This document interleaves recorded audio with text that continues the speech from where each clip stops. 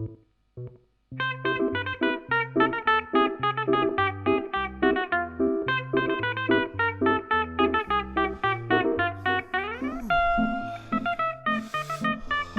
then.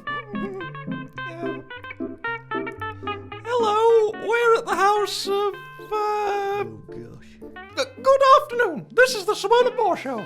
I'm Savannah Moore. That voice you hear on the radio, that's me. That is probably not obvious, or it might be, but if it isn't, it wasn't, and it should be by now more clear whom I am. I'm who it is who I am, who is Savannah Moore. We always were the same person. In fact, no, there's never been two Savannah Moores. He and I have never seen eye to eye because he's not there to see eye to eye too. There aren't two, there's only me. Hello? Any good? No?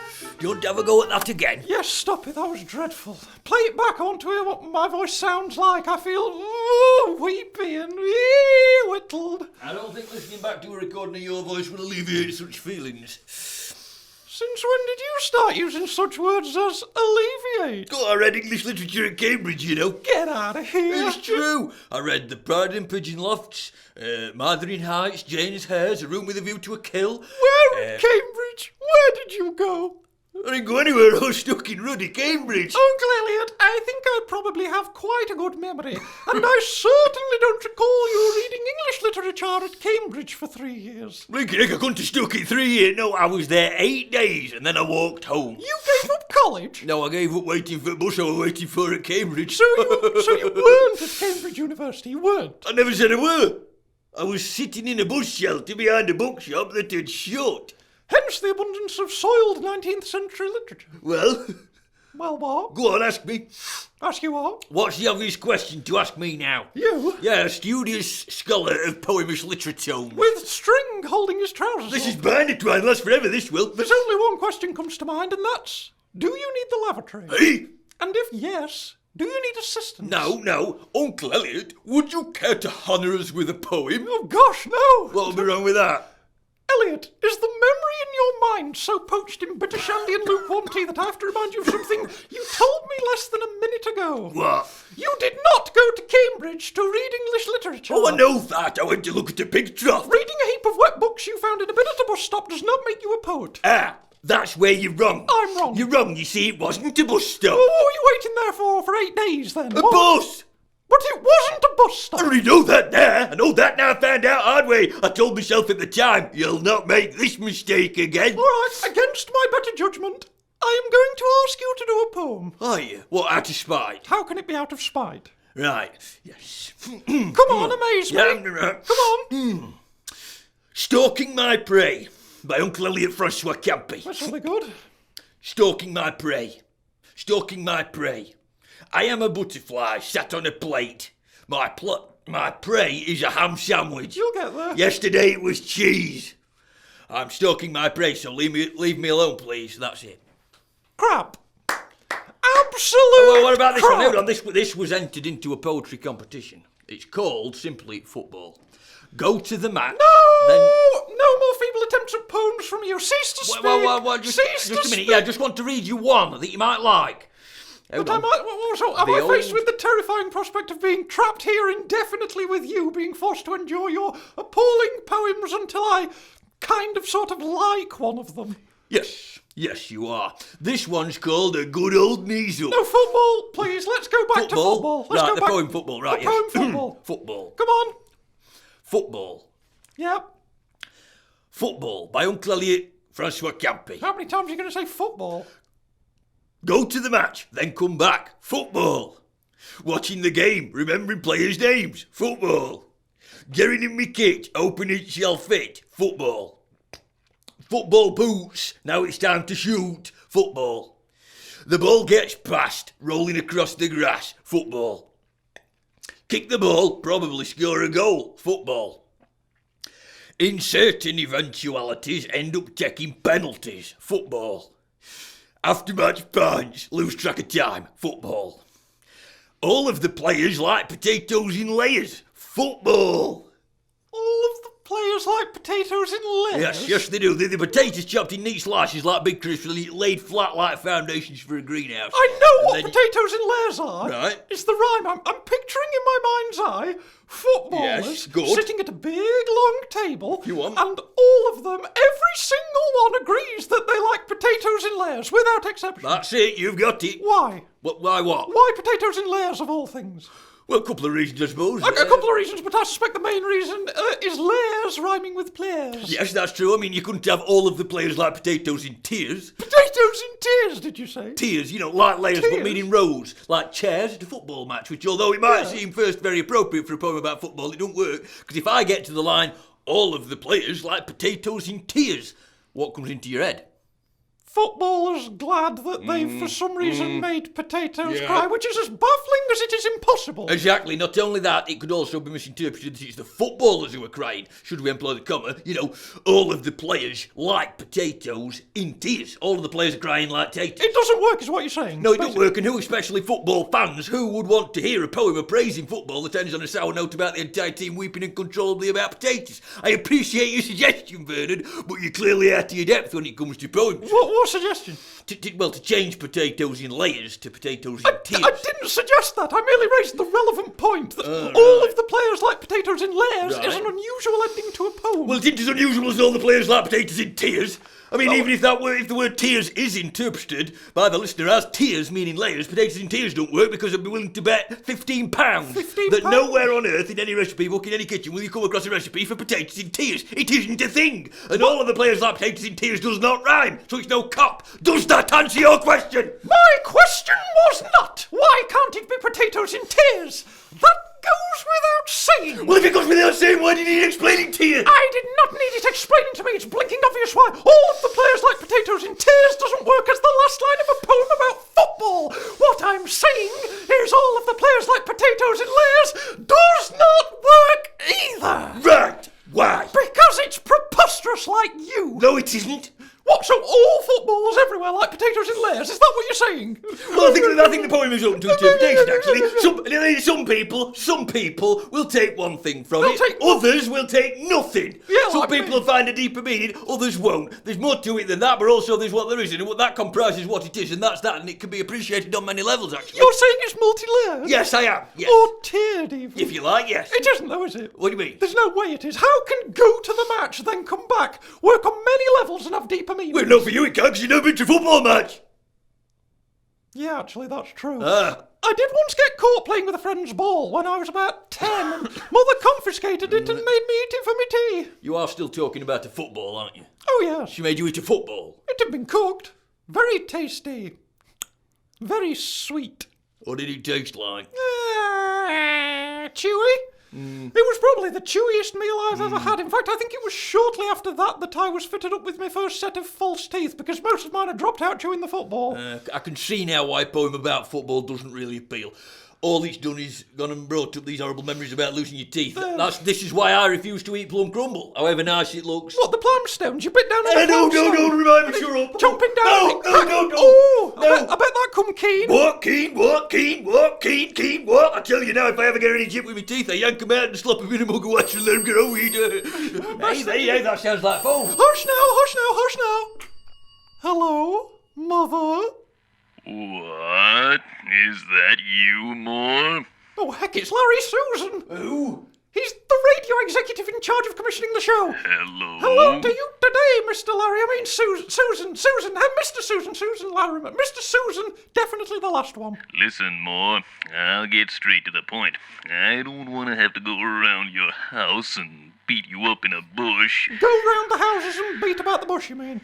I know what I mean.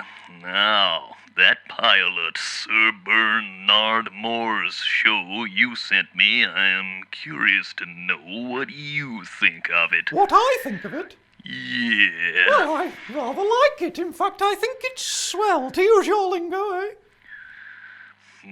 I'm afraid I had to listen to it twice over just to be sure myself that my brains hadn't gone soft. Was there something about the show you didn't approve of, like, Mr. You Susan? must take me for a real sap, More, a real sap. Oh, must I? What's he mean? I don't know, I'm looking at it when the gritter's just gone up. What's he said? He says he's being taken for some real sap. Real sap? What's he doing? Is he going to inspect rubber trees or something? Is anyone there? I'd be happy to inspect rubber trees with you, Mr. Susan. Whereabouts? Rubber trees? What in the blue blazes are you talking about? Come on, Moore. Admit it. That pilot show was lousy. It stunk. I know it didn't go as we'd hoped it would, but in the end it all turned out superb. Excellent. Very good. Good. And it certainly showed off our local community spirit. Community spirit? Are we still chewing on the same chitlins here anymore, Moore? What did you make of it? Wasn't it your liking? No, it was not to my liking. It was a load of sentimental hogwash. Sentimental hogwash? You sound surprised? Well, you sure as heck can't have been as surprised as I was when I listened to your crummy show, expecting a first-rate, cutting-edge documentary, and had my ears insulted with a stuttering, mumbling shed full of cranks and wackos, violating the law, singing out of tune, and taking photographs of a giant fruitcake. And even that got itself upstaged. More, you're the biggest fruitcake I've ever come across in my life, and I used to be a mailman. Oh, right, well, a mailman, aren't we all? Yes. I'm mad with you, Moore.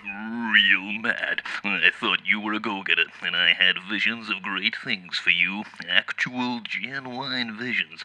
Full-color hallucinations brought on by drinking 100-proof corn whiskey with quaaludes in. And you've disappointed me, Moore. In fact, I'm so doggone disappointed I'm right this hour drinking 100-proof corn whiskey with a dead moth in the glass. And the glass isn't very clean. That's how blue I am about this situation.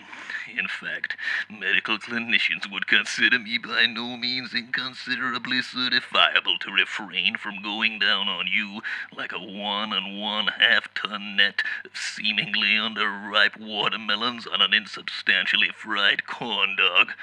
Do I make myself clear?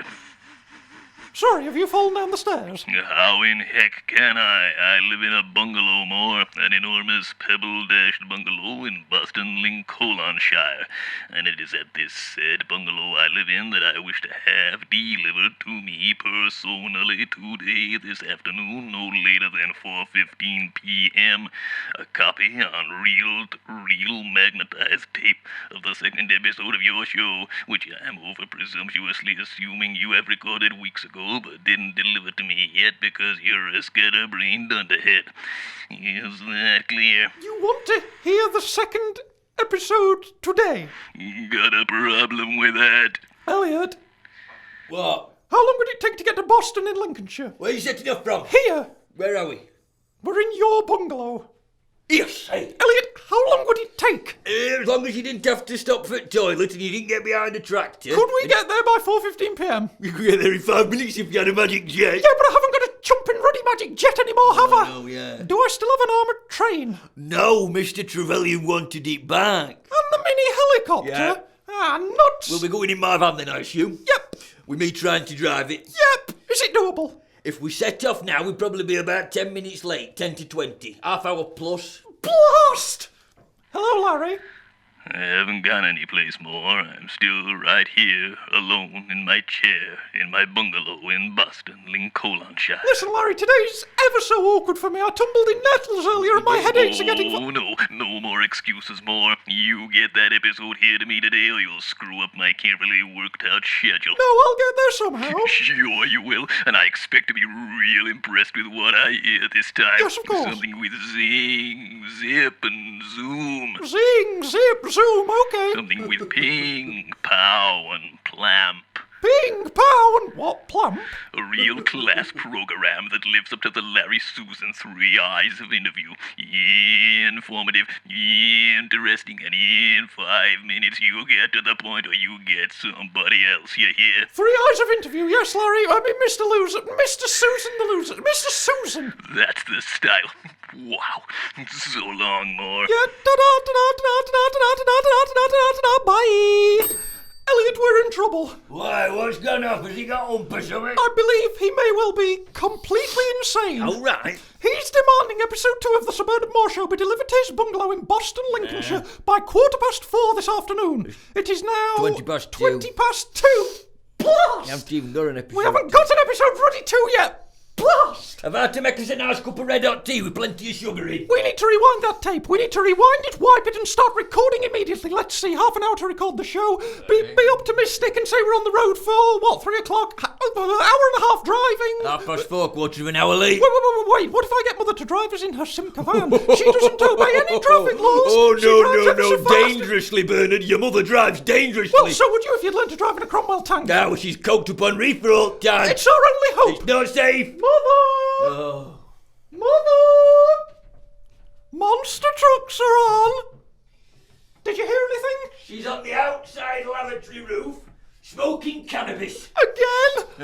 My poor mum. Yeah. Quickly, what we need to do is stop that tape. Hold up. Whoa. I've had a thought. Don't do that. Don't touch it. What are you doing? Look at the counter on the tape machine. The timer. Look, we've been recording for that many minutes and so many seconds. So what? Well, another however many minutes. You're at half an hour. Grab the tape. Off we go to Lincolnshire. Hand it to Larry Susan. Use his toilet. Go somewhere for chips and then home. And job done. Brilliant. Your plan is to keep recording? Yes. Keep recording this? Keep recording this, yeah. This is the show? Yes. Me talking to you about butterflies approaching ham sandwiches and footballers crying at potatoes? No, it's the potatoes that are crying. Potatoes in tears. We said it didn't work. It doesn't chuffing work! How am I meant to impress Larry Susan with a show that features no guests, no music, no interview? Wait. We've had a couple of poems, don't forget. And Larry Susan rung you. That was a bit like an interview in a way. He's hardly likely to appreciate the public broadcast of a private conversation between himself and me, followed by us two bad-mouthing him. Well, you bad-mouthed him first. I didn't start it. I also said he was completely insane. I don't want to whittle you, but by reiterating all of this, we are quite likely making matters worse. Oh gosh, this is a nightmare. This is an absolute nightmare. There's a blackness above me. No, you're having a dicky fit now. Stop it. I'm falling. Pull yourself together, you tool. Ow. Now, this is it. We lump we eat. Get your act together. Hello, I'm Sentimental. Speak up, man. Hello, I'm Sentimental. Yes, good, right. Keep talking. I need someone to interview. Interview me? I am not going to interview you again. What I shall do is I'll sprint swiftly on sprightly toes and grab somebody from in the village. They can surprise us all and be the surprise guest. Right. What? What's going off while you're scrambling about in opposite Shanghai pensioners then? Music. We must have music. A musical interlude. Elliot, I will leave that entirely to your discreet and capable hands. I am off. See this shortly. And play me something nice. Right. You're listening to the Bernard Moore Show. I'm going to put a cassette on. This was lent to me by a bloke who I used to occasionally give onions and taters to, and then I thought he died, but he actually went to prison for nicking chocolate bars. Virgie boo, how do you do? It's nice to meet you too. Virgie boo, hey, I made a stew. I'd like to share that stew with you. Virgie boo. Virgie boo, hey, how do you do? Some things are old and some are new, and some are big and some are minute. Virgie boo, how do you do? Virgie boo. I'm stewed in feeling for you. I'm stewed in feeling for you. Virgie boo, hey, how do you do? It's nice to meet you.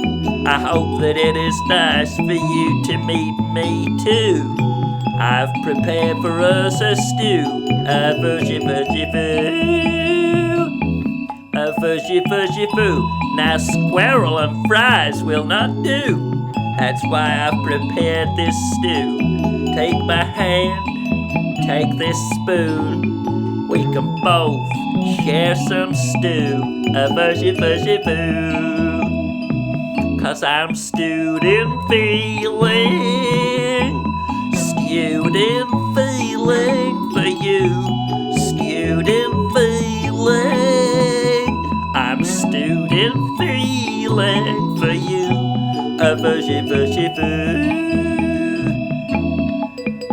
Did you know that the world's full of hundreds of people? Some of them you might meet. You might even get close to somebody on a 3-piece suite. Student feeling, I'm student feeling for you. Student feeling, I'm student feeling for you. Student feeling, I'm student feeling for you. Student feeling.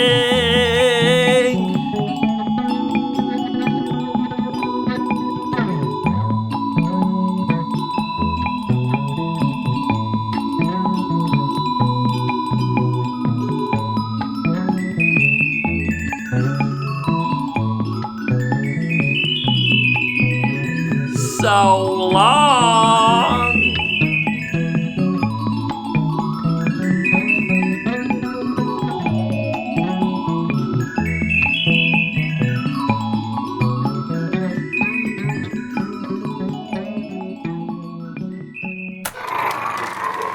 That was some music from America on a cassette that I found in Dogbed. That's excellent. Elliot, the special guest, get his name. Yeah, what's your name? Get his name. Kai Roger Twist. Have you ever been on the radio before? No. Well, you're not going to be on the radio today because we've run out of time. Tell us a bit about yourself. Bernard, cease to speak. That's the end of the Sentimental show. I hope that you've enjoyed it more than I have. We are now going to have to go to Lincolnshire very quickly. Oh, what about the The toilet here. I've got time for the toilet. We've got to go. Bernard! Switch the tape on. Are you drunk?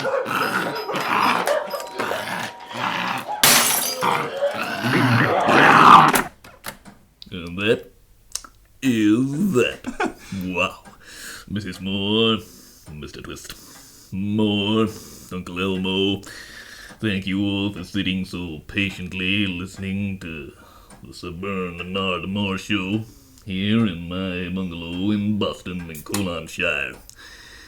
Before I give you my ignorant, prejudiced opinion of it, Moore, I'd like to hear what yours is.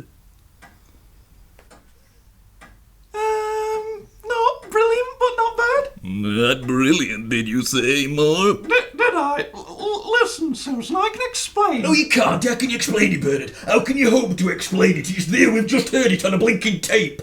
We're idiots. Cease to speak, Elliot. Cease to What's the use? I speak and I end up in bother. I cease to speak and I end up in bother. I give up. I've had enough. I want to go home. Bernard James, I think it's time we wended our way back over those Lincolnshire wolds and left this villain in his bungalow to stew. Yes, okay, Mum, let's go. Hey, wait a minute. Stay where you are. I thought it was sensational. You what? You liked it? It was a riot, Bernard. A riot. Grabbing Mr. Twist off the street to interview. I tell you, that's cutting edge. Yeah, but I didn't get to say anything. Hush now, young Twist. How in heck did you ever know that my most favorite song of all time ever was Stewed in Feeling by Captain Ray Stingbird and the Scarlet Thunderphibians? Sensational. You didn't mind some of them schoolyardery cruelisms that we aimed at you then? Uncle Elmo, that was tame. You should have heard me when I got off the phone to you, boy. You never want anything to do with me ever again. Sign this counteract, Bernard. Oh, good. Signed, sealed, and delivered.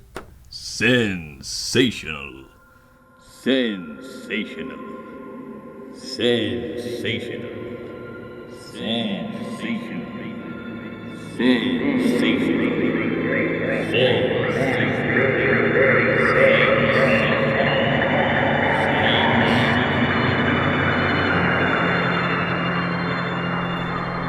It was not until I awoke that I realized I must have been fast asleep, and as I came to, quite the most curious sight greeted my eyes.